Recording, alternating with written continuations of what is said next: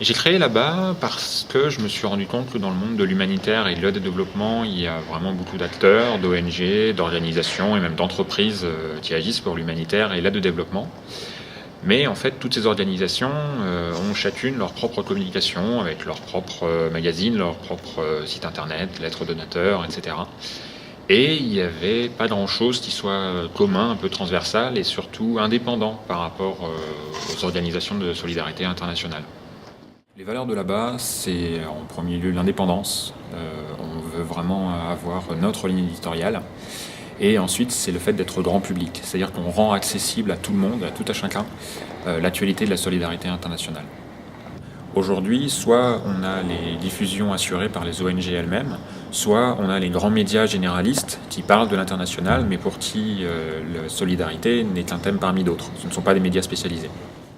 Là-bas est un magazine pour tous ceux qui s'engagent dans la solidarité internationale ou qui souhaiteraient pouvoir le faire. L'équipe de là-bas est constituée de profils très différents, aussi bien des journalistes que des ingénieurs ou des anciens de la solidarité internationale. Ce nouveau magazine est avant tout consacré à l'actualité humanitaire et de l'aide au développement. Donc ce sera un mensuel de 100 pages. En avant ce magazine là-bas, on a voulu marquer qu'on s'intéressait à toute la solidarité internationale, c'est-à-dire à l'humanitaire, à l'aide au développement, à toute la lutte contre la pauvreté dans les pays en voie de développement. On est toujours le là-bas d'un autre pays, d'une autre nation. Aujourd'hui, la solidarité internationale, c'est plus de jeunes scouts français, entre guillemets, qui viennent aider des villages africains. C'est aussi les Thaïlandais qui aident des Américains à avoir accès aux soins. C'est aussi des Brésiliens qui viennent construire des routes en Haïti.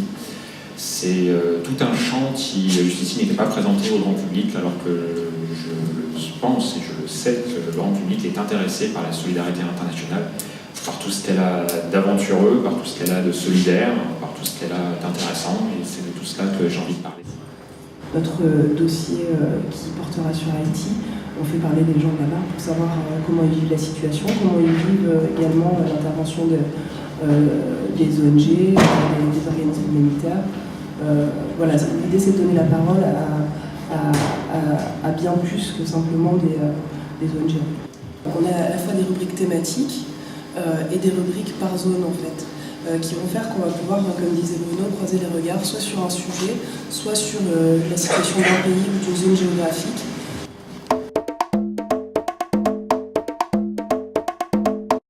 J'ai envie que ce magazine existe, je l'attends avec espoir, crainte et intérêt.